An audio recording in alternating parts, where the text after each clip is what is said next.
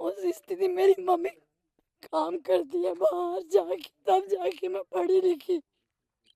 उसके बाद नौकरी की जब बातें आई तो मैं ऐसे भटक रहे हैं। 26 साल हो गए हैं सर, मुझे कब नौकरी मिलेगी, तो मैं कब कुछ करूंगी। शादी का भी प्रेशर रहता है सर। मैं एकदम ना मतलब गरीब परिवार से हूँ। मेरा सपना है सर कि मैं ना सरकारी नौकरी लगूं, आत्मनिर्भर बनूं, अपने घर के लिए कुछ करूं, पर ना और इसी उम्मीद के साथ ना लगभग 100 दिन से मैं स्तुता धरने स्थल पर बैठी हूँ। जल्दी नियुक्ति दे सरकार। मैंने अपने पिताजी को खो दिया, मैंने बहुत सारी चीजें खो दी सर, सिर्फ एक नौकरी के लिए। मतलब जो सरकारी नौकरी की तैयारी वही करता है जो गरीब होते हैं, जिसके सपने होते हैं कुछ करने के लिए। जो अमीर रहते हैं वो ही सपना नहीं देखते हैं। हम पढ़ाई करते हैं, हम जो मतलब जो लड़कियां जिस उम्र में खेलती कूदती है, घूमती है, हमने संघर्ष किया सर। हम पढ़े हैं घर में बैठकर, किस लिए? ताकि हम आत्मनिर्भर बन सके। सरकारी नौकरी, मेरे घर में किसी का सरकारी नौकरी नहीं है सर। मैं इसी उम्मीद के साथ तैयारी की हूँ मेरा सरकारी नौकरी लगेगा। बोलते हैं सर कि घर में किसी एक की सरकारी नौकरी होती ना, उसकी मतलब आगे की पीढ़ियां ना मतलब सुरक्षित हो जाती। बस वही करना चाहती हूँ सर। और जो मेरे अभी मेरे मेरे भैया हैं, मेरी मम्मी है, उनके लिए मैं कुछ करना चाहती हूँ। पर मैं कब करूँगी? सरकार कब मुझे नियुक्ति देगी? और मैं क्या मुँह लेके घर जाऊँगी? मैं ना सर, मैं नहीं निकलूंगी जब तक ना नियुक्ति आदेश या सरकार मुझसे आगे नहीं मिलेगी ना। सब निकल जाए, मैं यहाँ पे डूब के मर जाऊंगी, मैं नहीं निकलूंगी। मैं बाहर जाऊंगी, सब मेरे से प्रश्न करेंगे। यहाँ तक लोग मुझे बोलते हैं कि जब कुछ नहीं हो रहा तो घर आ जाना।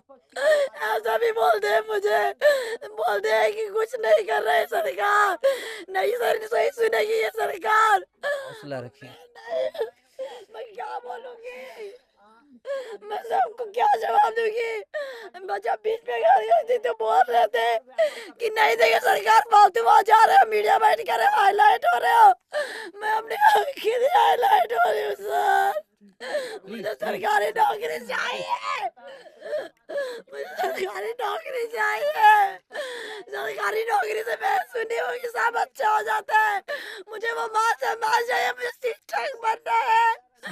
मुझे मेरे मेरे इससे ज्यादा हिम्मत नहीं है। मैं बस इस बंधी हुई मुट्ठी को दिखाऊंगा। मैं पढ़ूं, मेरे देश के गरीब बच्चों को मैं शिक्षा दूं, बच्चे पढ़े, हमारा देश गरीबी से उठे और हमारा राज्य शिक्षित हो, देश शिक्षित हो। मेरे जैसे गरीब लड़कियां पढ़े, उनको अच्छे से शिक्षा प्रदान कर सकूं। इसलिए मैं शिक्षक बनना चाहती हूँ, इसलिए मैं नौकरी की मांग कर रही हूँ। नौकरी दे मुझे सरकार, नहीं तो मैं मर जाऊंगी। मैं यहाँ से नहीं निकलूंगी। अगर मुझे नहीं, यहाँ से जबरदस्ती हौसला रखिए। निकाला जाएगा तो मैं आत्महत्या करूंगी। मैं सुनिए सुनिए मेरी बात। हौसला रखिए, हौसला रखिए, हौसला हौसला रखिए, हौसला रखिए। कब देगा सरकार?